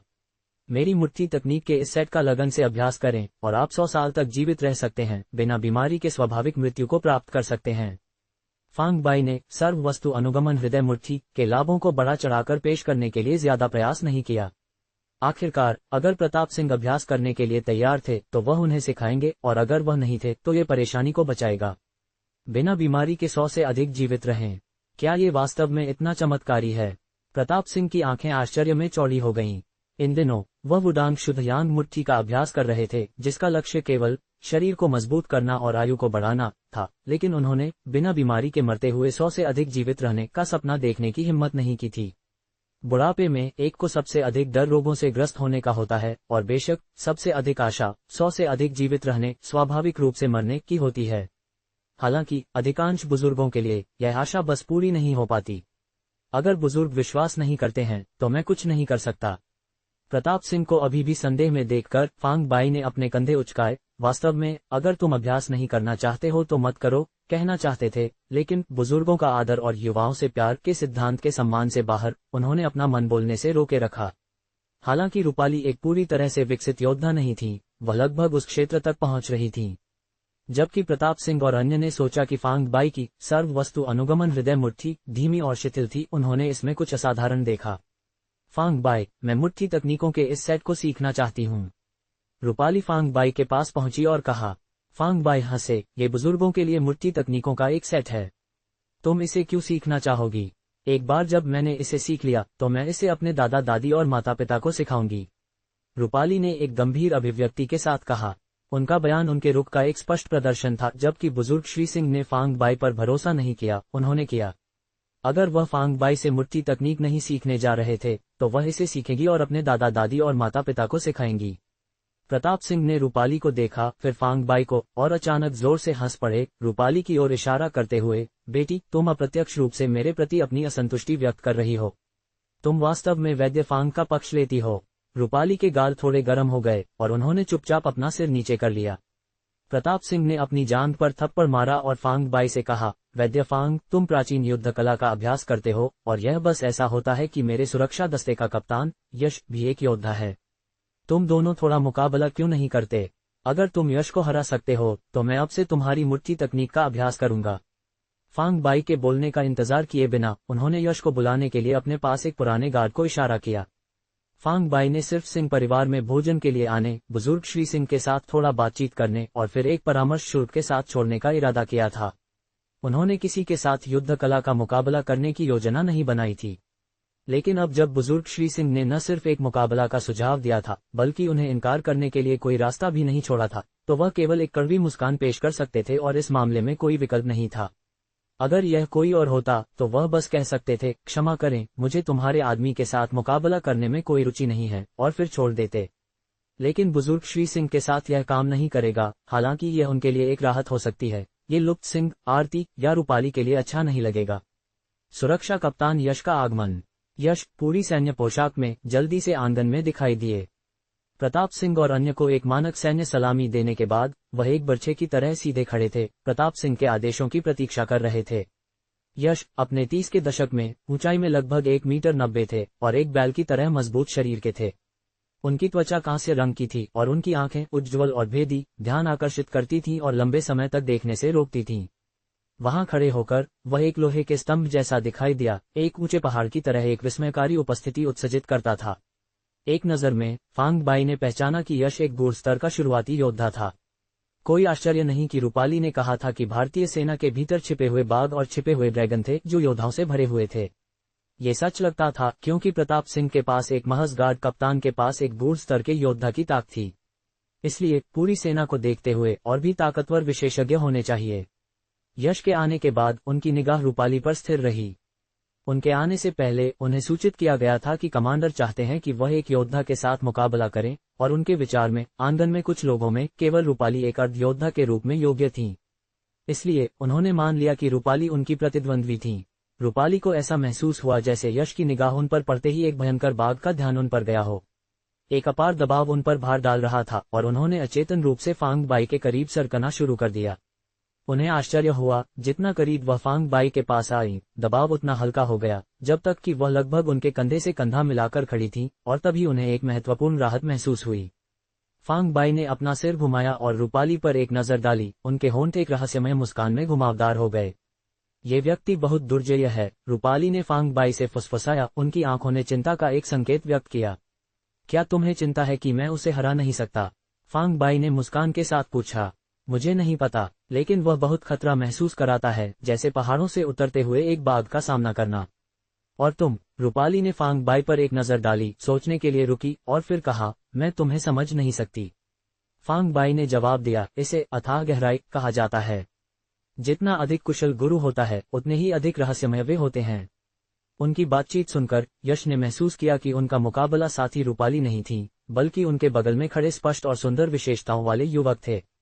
उनकी निगाह रूपाली से फांग बाई की ओर बदल गई। लड़ाई का इरादा उनके भीतर उमड़ रहा था और एक शक्तिशाली आभा फांग बाई की ओर दबाव डाल रही थी। अतीत में जब भी यश एक प्रतिद्वंद्वी का सामना करते थे, लड़ाई शुरू होने से पहले ही उन्हें साहस खो देने के लिए अपनी उपस्थिति की रिहाई ही काफी थी। हालांकि उस क्षण उन्होंने फांग बाई के चेहरे पर डर का कोई संकेत नहीं देखा, केवल एक शांत और अशांत अभिव्यक्ति। फांग बाई ने, मजबूत को मजबूत रहने दो, कोमल हवा पहाड़ी को झाड़ती है, उन्हें हिंसक रहने दो, तेज चांद महान नदी को रोशन करता है, के क्षेत्र का प्रतीक लगते थे। यश आंतरिक रूप से हैरान थे, ये पहचानते हुए कि उनका सामना एक सच्चे विशेषज्ञ से हुआ था, और उन्होंने तुरंत दूसरे के किसी भी कम आकलन को दूर कर दिया। मुकाबला शुरू। ये यश है, मेरे सुरक्षा दस्ते का नया नेता। वह था जिसने मुझे वुडांग शुद्ध यांग मूर्ति सिखाई, प्रताप सिंह ने कहा, यश का परिचय देते हुए। ये वैद्य फांग बाई हैं। अजय का कुछ दिन पहले एक कार दुर्घटना हुई थी और यह फांग बाई थे जिन्होंने उसकी जान बचाने के लिए हस्तक्षेप किया था। तुम दोनों को परिचित हो जाना चाहिए। प्रताप सिंह ने फिर फांग बाई का परिचय दिया। बहुत सम्मान। प्राचीन युद्ध कला जगत के रीति रिवाजों का पालन करते हुए यश ने फांग बाई को एक सम्मानजनक मुट्ठी सलामी दी। फांग बाई इशारे की नकल करते हुए अपनी मुट्ठी से सलामी लौटा दी। यश, वैद्य फांग भी एक योद्धा हैं। उन्होंने कहा कि वुडांग शुद्ध यांग मुट्ठी जो तुमने मुझे सिखाई वह पुरुषत्व पर बहुत अधिक निर्भर करती है और बुजुर्ग लोगों के लिए अभ्यास करने के लिए उपयुक्त नहीं है। इस पर तुम्हारे क्या विचार हैं? यश ने फांग बाई पर देखा, उनके चेहरे पर स्पष्ट असहमति दिखाई दे रही थी। अपनी छाती को फुलाते हुए उन्होंने जोर से कहा, कमांडर, वुडांग युद्ध कला ने हमेशा आंतरिक और बाह्य खेती के संतुलन, यिन और यांग के सामंजस्य पर जोर दिया है। हालांकि शुद्ध यांग मुट्ठी पुरुषत्व की ओर झुकती है, अगर कोई धीमी गति से अभ्यास करता है तो भी यह बुजुर्गों के लिए बहुत उपयुक्त है। प्रताप सिंह ने सिर हिलाया और कहा, ठीक है, मैं कुछ समय से इस मुट्ठी तकनीक का अभ्यास कर रहा हूं और मुझे लगता है कि यह काफी अच्छी है। यश ने गर्व से फांग बाई पर देखा, घमंड की एक भावना प्रदर्शित करते हुए। फांग बाई मुस्कुराए और कहा, शुरुआत में ये तकनीक वास्तव में अच्छा महसूस होती है। हालांकि मानव शरीर को यिन और यांग के संतुलन की आवश्यकता होती है। अगर बहुत लंबे समय तक अभ्यास किया जाता है तो ये तकनीक यांग ऊर्जा की अति का कारण बन सकती है, जो यिन ऊर्जा पर हावी हो जाती है। एक बार जब यिन और यांग का संतुलन खो जाता है तो समस्याएं सामने आना शुरू हो जाएंगी। वह रुके, फिर बुजुर्ग श्री सिंह को संबोधित किया, इस तकनीक का अभ्यास करने के बाद क्या आपने हर दिन अत्यधिक ऊर्जावान महसूस नहीं किया है? कभी कभी सोने में मुश्किल होती है। प्रताप सिंह एक क्षण के लिए हैरान थे, फिर इस पर विचार करने के बाद उन्होंने सिर हिलाया और कहा, हाँ, मुझे अब ऐसा लगता है जैसे मेरा शरीर ताकत से भरा हुआ है, जैसे मैं अपनी जवानी में लौट आया हूँ। क्या इसमें कुछ गलत है? फांग बाई ने कहा, बुजुर्गों के शारीरिक कार्य काफी कम हो जाते हैं। ऐसी मुट्ठी तकनीक का अभ्यास करना किसी के जीवन को अति खर्च करने के बराबर है। हालांकि यह कम समय में अत्यधिक उत्साहित महसूस करा सकता है, समय के साथ विपरीत परिणाम होंगे। अनिद्रा सिर्फ एक मामूली समस्या है। यश का चेहरा उतर गया और उनकी भौहें कुछ बार झुकी क्योंकि वह फांग बाई का खंडन करना चाहते थे लेकिन ऐसा करने का कोई कारण नहीं ढूंढ सके। वास्तव में फांग बाई के शब्द सुनकर यश ने भी महसूस किया कि उनमें कुछ सच्चाई है। फांग बाई के शब्दों पर ध्यान से विचार करने के बाद यश को तेजी से महसूस हुआ कि उन्होंने बुजुर्ग श्री सिंह को गलत सलाह दी थी। उस विचार के साथ यश अपने चेहरे पर शर्मिंदगी और लज्जा महसूस किए बिना नहीं रह सके। यश के चेहरे पर नजर रखते हुए प्रताप सिंह को कुछ समझ में आया। वह नाराज नहीं थे लेकिन अपना हाथ हिलाया और कहा, चलो इस बारे में बात नहीं करते हैं। वैद्य फांग, यश, तुम दोनों युद्ध कलाओं में थोड़ा मुकाबला क्यों नहीं करते और हमें देखने के लिए कुछ नहीं देते? वैद्य फांग, कृपया मुझे सिखाओ। यश स्वेच्छा से आंगन के केंद्र में चले गए, फांग बाई को एक कोमल मुट्ठी सलामी दी और एक आमंत्रित इशारा अपनाया। फांग बाई ने आह भरी, अनिच्छुक दिखाई दिए क्योंकि वह यश का सामना करने के लिए आगे बढ़े और लंबे होते हुए कहा, चलो फिर आओ। उन्होंने कोई रक्षात्मक मुद्रा नहीं ली, बस एक लापरवाह व्यवहार के साथ वहां खड़े रहे, यश के हमला शुरू करने का इंतजार कर रहे थे। यश की निगाह फांग बाई पर तीव्रता से टिकी हुई थी, उनकी मुट्ठियां कसकर बंद थीं। ये जानते हुए कि फांग बाई एक दुर्जय प्रतिद्वंद्वी थे, उन्होंने हमला करने की जल्दबाजी नहीं की। इसके बजाय उन्होंने एक निश्चित फुटवर्क पैटर्न में चलना शुरू कर दिया, फांग बाई के चारों ओर चक्कर लगाते हुए। उनके आंदोलनों की गति तेज और तेज होती गई, जब तक कि उनकी आकृति धुंधली होने नहीं लगी। प्रताप सिंह, थोड़ा अधीर और कुछ हद तक चक्कर आना महसूस करते हुए, चिल्लाए, यश, ये सब चक्कर क्या है? बस हमला करो। फांग बाई के चारों ओर एक दर्जन से अधिक बार चक्कर लगाने के बाद और ये देखते हुए कि फांग बाई खोलों से भरे हुए दिखाई देते थे फिर भी एक साथ अभेद्य, यश झिझक रहे थे। बुजुर्ग श्री सिंह की चीख सुनकर, ये जानते हुए कि बुजुर्ग अधीर हो रहे थे, उन्होंने अपने दिल में एक अचानक झटका महसूस किया। यश ने एक दहाड़ निकाली, अपना पैर आगे खिसकाया और उनकी दाहिनी मुट्ठी सीधे फांग बाई की छाती पर आगे बढ़ी। उनके पंच में कोई दिखावटी तकनीक नहीं थी, ये सीधा और सरल था, लेकिन इसके पीछे की ताकत उल्लेखनीय थी। छोटे आंगन की जमीन पर कुछ गिरे हुए पत्ते उनके पंच की ताकत से बह गए, उनकी अपनी चार्जिंग आकृति के साथ फांग बाई की ओर उड़ते हुए। हवा की एक हल्की चीर सुनाई दे सकती थी क्योंकि वे छोटे पत्ते हवा से गुजरते थे, जैसे कि वे तेज और दुर्जय फेंकने वाले हथियार थे। पत्तों में से एक फांग बाई के किनारे से रगड़ा गया और एक धीमी, पुफ्त आवाज के साथ ये पूरे पत्ते को निगलते हुए फांग बाई के पीछे टिड्डी के पेड़ में गहराई से जुड़ गया। अगर यह एक आम व्यक्ति होता तो सिर्फ ये पत्ता ही उन्हें मार सकता था। यश और फांग बाई के बीच की दूरी 2 झांक लगभग 20 फीट से कम थी, एक योद्धा के लिए अत्यल्प दूरी। एक महज चमक के साथ यश पहले से ही फांग बाई के सामने खड़े थे। यश का पंच सीधा और तेज था, बिजली की तरह तेज, और इसमें एक बूढ़ स्तर के योद्धा की सत्यसार शक्ति शामिल थी। अन्य केवल इस पंच की गति, क्रूरता और सटीकता देख सकते थे। हालांकि केवल एक योद्धा जो इस पंच की ताकत से घिरा हुआ है, वह इसके खतरे और भयानक को समझ सकता था। ये देखते हुए कि फांग बाई बुजुर्ग श्री सिंह के एक मेहमान थे, यश ने फैसला किया कि अगर फांग बाई अपने हमले से बचने या बचाव करने में विफल होते हैं तो वह तुरंत अपने पंच को वापस लेंगे और नियंत्रण में रखेंगे। जब मुट्ठी फांग बाई की छाती से सिर्फ 1 फुट दूर थी तो फांग बाई का शरीर बारीकी से बगल में खिसका, नाजुक क्षण में यश के सीधे पंच से बाल बाल बचते हुए। यश का पूरी तरह से चार्ज किया गया पंच फांग बाई की छाती के पास से गुजर गया, हवा में टकरा रहा था, जिससे वह चौंक गए। फांग बाई को इतनी आसानी से बचते हुए देखकर वह जान गए थे कि उन्होंने अपने प्रतिद्वंद्वी को कम आंका था। हालांकि हैरान, उन्होंने घबराया नहीं। उन्होंने अपने पैर से जमीन के खिलाफ धक्का दिया, अपने शरीर को एक झांक पीछे धकेलते हुए। फिर उन्होंने फांग बाई को हमला करने के अवसर का फायदा उठाने से रोकने के लिए एक रक्षात्मक मुद्रा लेते हुए अपने सीने के सामने अपनी बाहों को पार किया। तुम मुझे चोट पहुंचाने और बुजुर्ग श्री सिंह का चेहरा खो देने के बारे में चिंतित हो, इसलिए तुम नियंत्रण कर रहे हो, है ना? आओ, मुझ पर पूरी ताकत से हमला करो। अगर तुम्हारी मुट्ठियां या लातें मेरे शरीर को छू सकती हैं, तो मैं हार मान लूंगा। भले ही मुझे चोट लगे, मैं बुजुर्ग श्री सिंह को तुम्हें दोष नहीं देने दूंगा। फांग बाई ने मुस्कान के साथ कहा, यश की गंभीर अभिव्यक्ति को देखते हुए। यश ने प्रताप सिंह पर देखा, उनकी मंजूरी चाहते हुए। प्रताप सिंह ने भौहें चढ़ाए और कहा, वैद्य फांग, मुट्ठियां और लातें तेज होती हैं, क्या तुम्हें चोट लगने का डर नहीं है? फांग बाई ने एक गर्वित मुस्कान के साथ जवाब दिया, बुजुर्ग, आपको मेरे बारे में नहीं बल्कि अपने सुरक्षा कप्तान के बारे में चिंतित होना चाहिए। प्रताप सिंह जोर से हंसे, तुम सभी योद्धा हो, मामूली चोटें जल्दी ठीक हो जाएंगी। बस जानलेवा न लड़ना या गंभीर नुकसान नहीं पहुंचाना। यश, आगे बढ़ो और स्वतंत्र रूप से लड़ो।